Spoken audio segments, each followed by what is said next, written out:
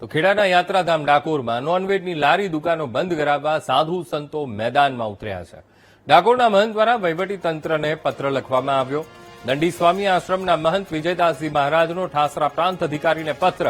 અન્ય યાત્રાધામોની જેમ ડાકોરમાં પણ નોનવેજની લારી દુકાન બંધ કરવામાં આવે તેવી માંગ કરી રહ્યા છે. સાધુ સંતો અને ભક્તોની માંગણી છે કે આ દુકાનો લારીઓ કાયમી રીતે બંધ થાય.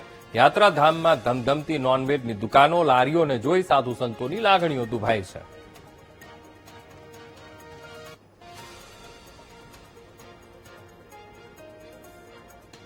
પવિત્ર યાત્રાધામ ડાકોર, જ્યાં ભગવાન રાજાધિરાજ રણછોડરાય ભગવાન કૃષ્ણચંદ્ર પરમાત્મા સાક્ષાત બિરાજમાન છે. સરકારની અમારે એટલી અપીલ છે, સંતોની, મહંતોની, શ્રદ્ધાળુઓની, કે ડાકોરની અંદર જે નોનવેજની દુકાનો, લારીઓ, ગલ્લાઓ, હોટલો જે ચાલે છે એના પર પ્રતિબંધ લાદવામાં આવે.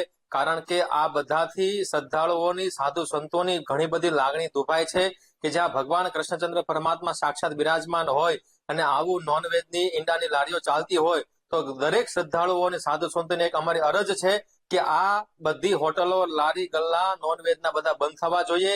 ગુજરાતના મોટા ભાગના જેટલા પણ યાત્રાધામો છે ત્યાં સરકાર દ્વારા નોનવેજ ઉપર પ્રતિબંધ મૂકવામાં આવ્યો છે. જ્યારે ડાકોરમાં પણ સરકારનો, કલેક્ટરશ્રીનો પરિપત્ર હોવા છતાં પણ હજી પણ જો લારી, ગલ્લા, હોટલો જો ચાલતા હોય નોનવેજના તો ખરેખર દુઃખદ બાબત છે.